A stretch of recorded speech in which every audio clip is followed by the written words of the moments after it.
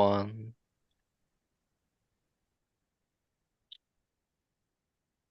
Welcome to the Daily Objective. It's day 101 or 2 of the war. 101. 101. I'm joined by Morgan. How's it going, Morgan? Not too bad, Razi. How are you? I'm okay. I mean, we're talking about our favorite terrorist money laundromat, UNRWA. So, yeah, what could be better? So the context for this is UN Watch, which does a fantastic job generally on monitoring the UN and exposing things that they do. And of course the worst things that they do are always in the context of Israel. They uh, published a story about what actually we talked about a couple of weeks ago on the show, the UNRWA Telegram group. They had previously published a report about UNRWA, how kids are indoctrinated in UNRWA schools, funded by the US and other countries, to basically educate the next generation of terrorists, an education system that achieved its goal in a very big way on October 7th.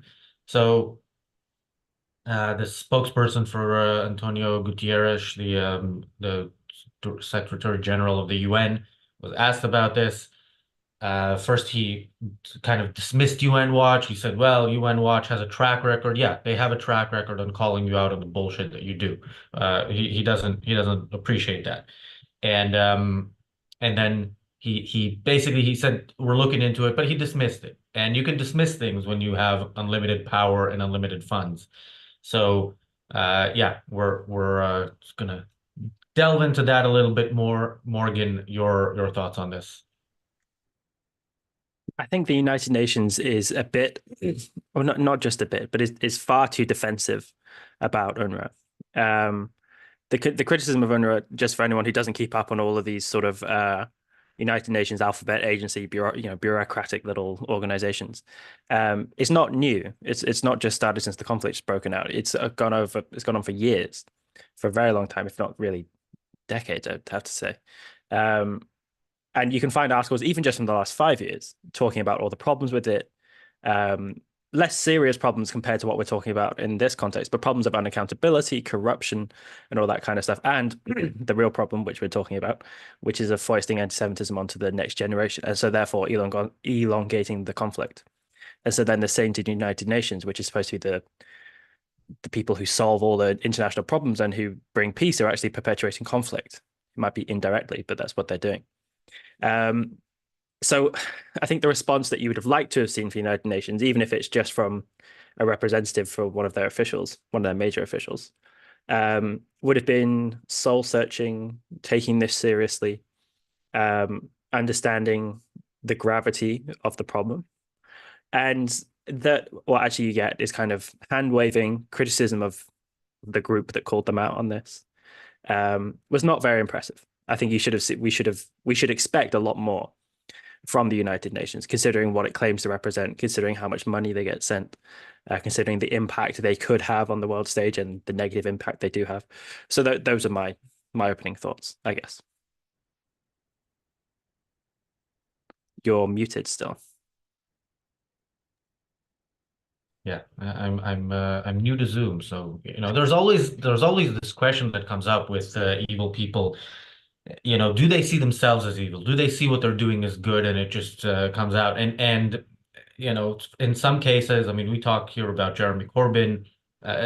We also talk a lot about that woman who had that clip where she says, "From the nation to the sea, and then the mountains," and she doesn't know what she's talking about. She's in a different category than the people at the very top of an organization who spend their life in that organization, knowing how, planning what it is that they do. Um, you cannot say about such people that they don't know better. Now, they're following their morality, so maybe according to that, they're not evil, but do they know, I mean, according to their morality, they're not evil. Do they know that what they're doing is causing damage? We're still on the air. We had a little bit of a glitch, but yeah. Do they know that they're causing damage, they're causing death, they're causing destruction, and that this is what will continue to happen from their actions. I'm absolutely certain that they know this. And I'm talking about the leaders of the UN. I'm not talking about uh, the people the people on the ground in Gaza, which of course there's no question that they openly state that that is their goal, and we will have a clip in a bit when our producer is back. But yeah. Yeah. And this report that UN Watch did, it was only 5 days ago, by the way. I don't, you said it was weeks ago. Maybe the time is passing slowly for you, but it's only in the last few days, really. Um, this isn't even the first thing that UNRWA has to very seriously account for, as I say. But then also, I was referring further back in history. But since the conflict has broken out, there have been things that they need to take very, very seriously. One of the hostages, I think this was in November, perhaps. I can't remember exactly when. Reported that they were kept in the attic, excuse me, of an UNRWA teacher, and that this guy had not only taken him hostage, which is of course bad enough, but had been extremely, neglectful, hadn't really given him food or water. Even though this person, if they were, this guy was apparently like a father of 10 children, whatever, but that's irrelevant. But one of their teachers was holding one of the hostages. Which means this guy should just be considered part of Hamas, really, shouldn't it? I appreciate there are multiple groups on the ground who aren't exactly savory, but they should be considered to basically be employing a member of Hamas, and they'll be employing many of them, really. So the fact that there hasn't been more criticism of UNRWA is really terrible, and what we need to be seeing is a real reckoning for this organization. Yeah, just to answer Joe's question, is there any website which shows the organizational structure? Check out the reports in on UN Watch. I don't know if there's exactly what you're looking for. I think there might be. Um, Thanks, Michelle, for the kind comment. She says, I recently found your channel, but it has fast become my favorite from Cape Town, South Africa. Michelle, thank you. Make sure you tune in tomorrow for the reality show when we talk about the title for that is South Africa versus South Africans. And I'll keep the rest a mystery. Yeah, it is relevant that the teacher, that this is a teacher and he's a father of 10 children because this is a person who has control over, who has, some control over what the next generation of Palestinians looks like, and it's going to look very much like the October 7th generation. There's nothing in the works that is attempting to change, and not only that, there is something in the works that makes sure it's gonna stay as it is, and that something is UNRWA. So this Telegram group had 3,000 teachers on it, and and you see those posts, and not 3,000 of them posted, but I don't know that there was any significant pushback against it. And again, why should there be significant pushback? Who's going to say no? We've talked about Western guilt and how I often look at it and think Western leaders, when they do what's right, it seems like they're trying to do as little of what's right as they can possibly get away with, and rock the boat as little as possible. So we see that with the military action by Israel. We see that with the military action by the US and the UK against the Houthis. We see that with America's support for Israel, which is, we're going to support them because they're Western and so on, and they're our ally. But we're going to do it as apologetically as possible, and we're going to say, yeah, we need to keep sending aid to the Palestinians, and that aid, of course, goes through UNRWA. So I don't see this really changing in any significant way. What's going to stop it? What's going to stop UNRWA changing, or what's going to stop what? Yeah, what's going to stop UNRWA from being what it currently is and what it has always been? Yeah, I think so. These organizations like the United Nations are bureaucratic behemoths. There's an absolutely huge amount of red tape. Processes take quite a long time. It's an organization I would hate to work for. I have to say, I imagine procurement on any kind of level is just a nightmare. And securing change from the outside of the United Nations therefore can be quite difficult. And perhaps even from the inside, it's quite difficult. And I suspect what you have is basically layers and layers and layers of bureaucracy, and basically a few people at the top who might not be able to do things on the minute level, but who can pull huge levers of change if they were so inclined. But even they will have a lot of checks and balances and restrictions on what they can really achieve. So the guy who's the consulate general of UNRWA, whose name's completely escaped me, is Philippe something. He's Swiss. He is the one who basically we would need to see change coming from. But he's also got this vested interest basically in UNRWA continuing basically as it is. He was appointed in 2020. We haven't seen big change. The only thing that he's complained about, the problem with UNRWA being he wasn't installed basically as a reforming consulate general. He complained that basically politics was getting in the way of him having enough funding, which wasn't a very impressive complaint. But if it were going to change, it would be coming from these kind of people. But given their actions and given that their interest is basically in being defensive, it seems, or that's certainly how this representative speaking on behalf of Antonio Gutierrez seemed, I don't think we really have much hope of that. I think basically hope for change with the United Nations is going to come in the long term. And if it does come from within, it's not going to be change we can affect. It's going to be from people on the inside in smoke-filled rooms, talking to each other and affecting this change. So I don't know, but do you think change will come from elsewhere? How do you think change will come? I mean, I don't know. I mean, maybe there's some hope when they say they're looking into it. I mean, UNRWA's only been around since 1949, so maybe they just haven't had time yet, and now is the moment. But no, I have zero hope because look, at the UN at every level, UNRWA maybe is the most in your face example of what the UN is, but this is what the UN has always done, and the UN, remember, this is an organization where every country counts equally, not in terms of funding, where it's just something like 25% US money, and of course, very heavily, the rest is also Western money, but in terms of votes, every country is equal, and most countries in the world are run by bad people. I mean, worse people than the bad people in power in Western countries, really bad people, and they get an equal vote. So this is why, as we've mentioned, and also something the UN Watch reports on, which is in the United Nations General Assembly in 2023, there were 14 votes against Israel and 7 votes on other matters. This is what the organization is. I mean, what kind of change can we hope for next year to have 13 votes against Israel, maybe 8 votes on other countries?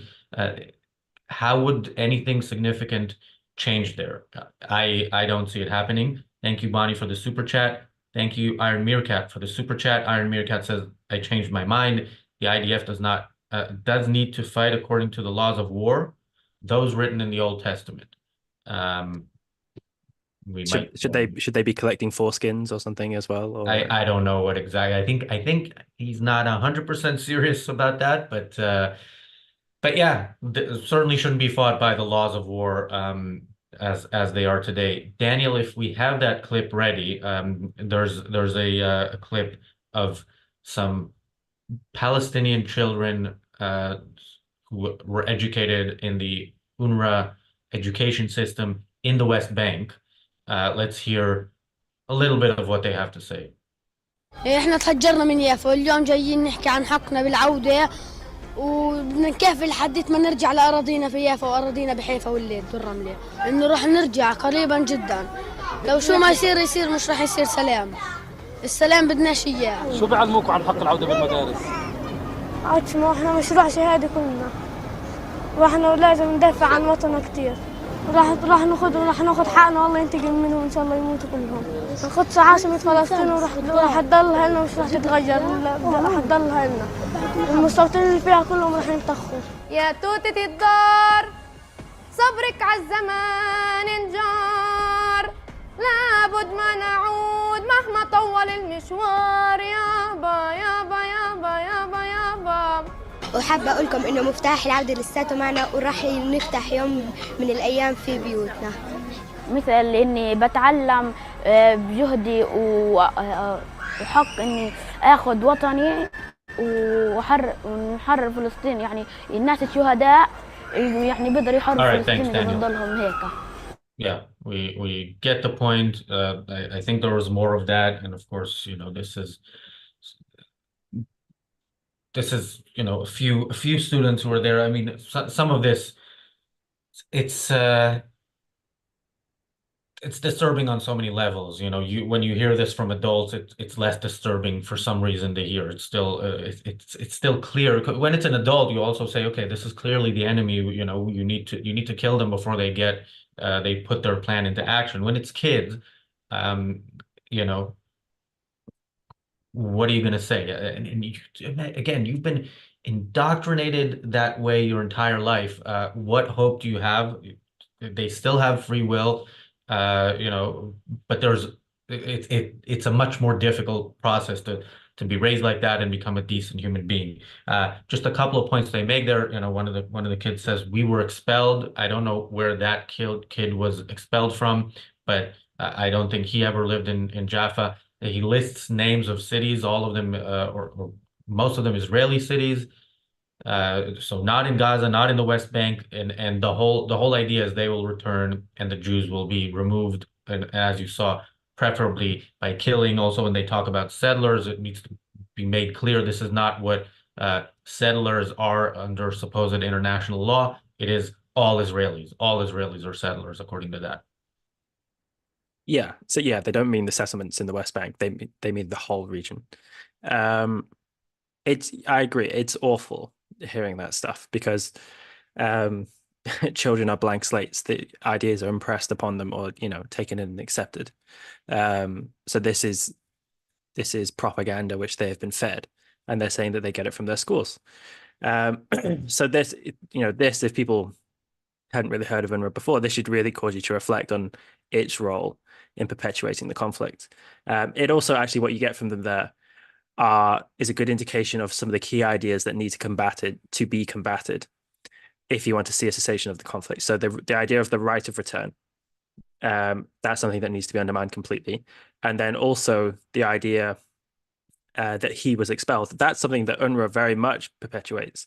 Their whole idea of being a Palestinian refugee is that anyone who lived, in this area between 46 and 48, who was then expelled, and all of their male descendants or all of their descendants, is something like that is the definition, count as Palestinian refugees. So that's why UNRWA claims to this day there's, I think, is it 5.6 million refugees, something like that. So probably this kid would count. That's presumably why he's saying that he's been expelled, even though he will have never been to these places, presumably. So that's a piece of pernicious nonsense that UNRWA could do with getting rid of for a start, except of course they're not, and they're teaching this to children. And also if you look on their website, the way they say that they'll change that definition is if there's a vote by the UN General Assembly. So in effect, if you get this hulking behemoth to turning around a battleship, be a very difficult thing to do. You'd need to get a lot of the countries involved to agree, which it seems like they're probably almost certainly not going to.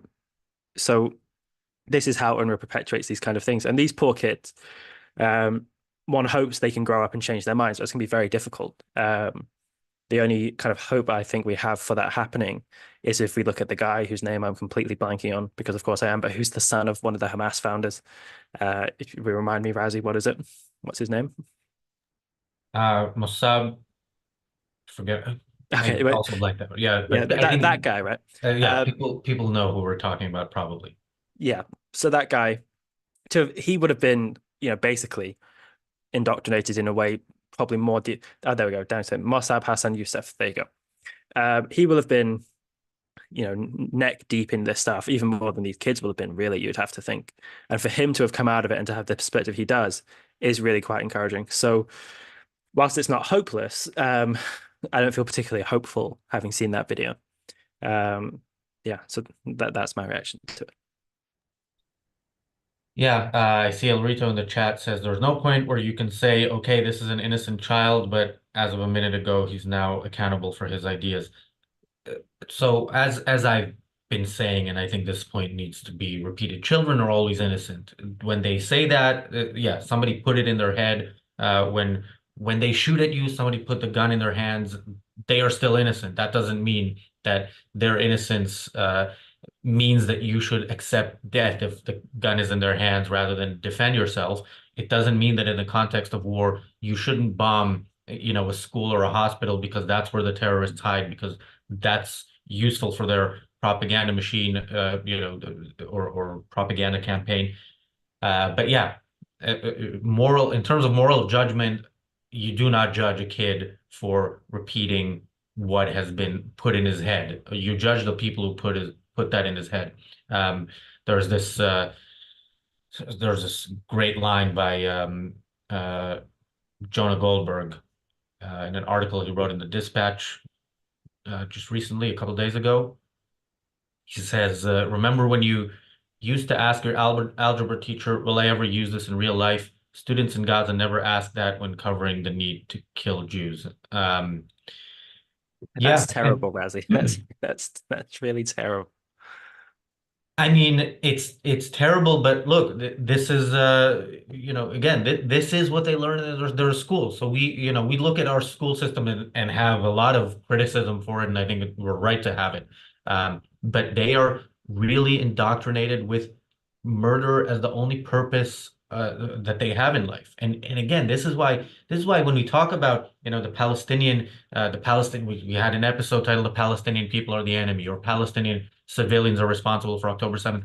This is what we're talking about. We're talking about the fact that these ideas are so ingrained, and we're funding a future that guarantees that this doesn't change. So when we do these shows, by the way, we're not doing them in the hope that somebody in Gaza watches this and changes their mind, although that's not impossible. We're doing it in the hope that people on the good side of this war realize that they're doing bad things that guarantee that this war in the current round and in the long term cannot be won if you don't recognize the enemy, and it certainly cannot be won if you keep funding the enemy, this enemy that sits, their headquarters sit in Western countries.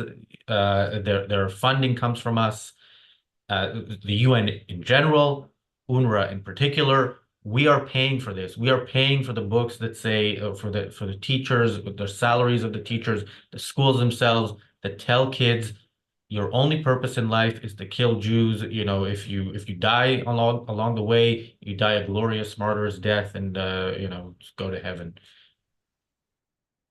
Yeah, and so since we're on the Ayn Rand Centre UK, something that people should get from Rand's work, if they haven't thought about this before, is that Rand puts a lot of stress on the way that the ideas and the values you hold will determine your actions. Basically, you still have free will, but it's people act in accordance to the ideas they believe to be true. And so, if these people are basically indoctrinated into anti-Semitism, then they're going to continue to act in this way. And there's a lot that goes on sort of on Twitter or online of people reposting videos of the aftermath of a bomb strike where you can see the bodies of children who have died. And those videos are really terrible. I remember the first time I think I watched one of them, the moment I realized they were dead was because they were lying in positions that weren't comfortable for people to be lying in. Basically, their limbs were strewn all across the place. There's blood everywhere. It's awful. And people will say, will hold Israel responsible for this. Now it's an Israel rocket that killed them, but it's a very shallow way of thinking.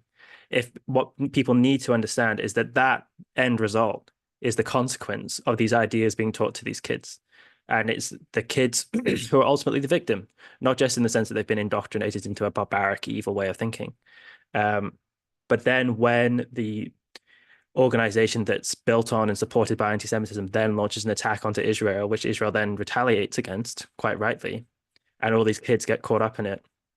The people who are responsible are people like Hamas, but it's also people like UNRWA who are perpetuating the ideas.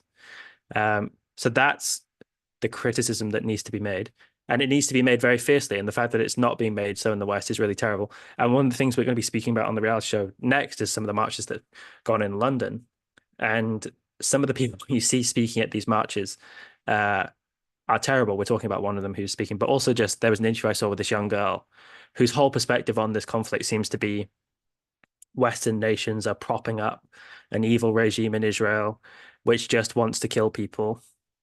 And no, that's not the case. This is the consequence of all these ideas having been nurtured and perpetuated in this region for a long time. by organizations, one of which is the United Nations Relief Works Agency or Administration, whatever the actual full name is. So I think that's something we need to be hearing much more of. Yeah, and when you say, it's a shallow way of looking at it, saying, looking at the bodies and saying it's Israel's fault because it's an Israeli missile, we need to repeat the fact that it's a shallow way of looking at it if you're just somebody maybe young who's just watching the news and who's being told who's being told that, although again you have much less of an excuse than the Palestinian kids that we saw in that video. You should know better. There are other voices that you can hear in Western countries like this channel. But we need to remember that it's not a shallow way of looking at it from the leaders of the anti-Israel movement, the people at that march, the people who were speaking. And by the way, yeah, we'll get to the guy from yesterday who said we need to what was it, normalize massacres or something to normalize massacres. Yeah. Yeah. He knows exactly what he's saying. The people standing with him know exactly what they're saying. The people in the crowd cheering, some of them know what he's saying and still cheer it. So yeah, when you look at the leaders, the intellectual leaders in the West, you need to hold them accountable for either allowing this to happen, supporting it, or not standing up to it strongly enough. Because when I say, we're not hoping for anybody in Gaza to change their mind, I'm also not hoping for an Owen Jones or Jeremy Corbyn to change their mind by watching this channel, because they are in the group that in the camp of know better and still do it. I'm hoping that maybe somewhere, on the fence, there are people who really haven't thought this through, or even people on the Israeli side haven't thought of how important it is on the level of ideas to fight this battle and to realize who the enemy is, and the enemy not just in Gaza, in the West Bank, but the enemy within. And the UN is certainly an enemy within. It's literally, most of our viewers are from the US. It's within your borders. At the very least, kick it out and stop funding it. Yeah, I don't have much else to add to that. Well, we will have much more to add on the reality show. Yeah, as Morgan, as you mentioned, we will be talking about the protest in London a couple of days ago. The guy who said we should normalize massacres. We'll also be talking about, well, the title of the video is Turkey is the New Iran. So what do we mean by that? You have to stay tuned or tune in. It's 2 minutes from now if you're watching live, and on the channel if you're not watching live. Morgan, your Substack? Yeah, it's going under a name change at the moment, which should have been finalized by today. There you go. I'm terrible with deadlines, but at the moment it's still just called Morgan's Newsletter. But I've got a name in mind, and you'll see that. So go all subscribe, and you'll find out what the new name is going to be. That is in the live chat and in the description. I'm at Razi Ginzberg on X. Thanks everybody for watching, and we'll see you on the reality show in a couple of minutes.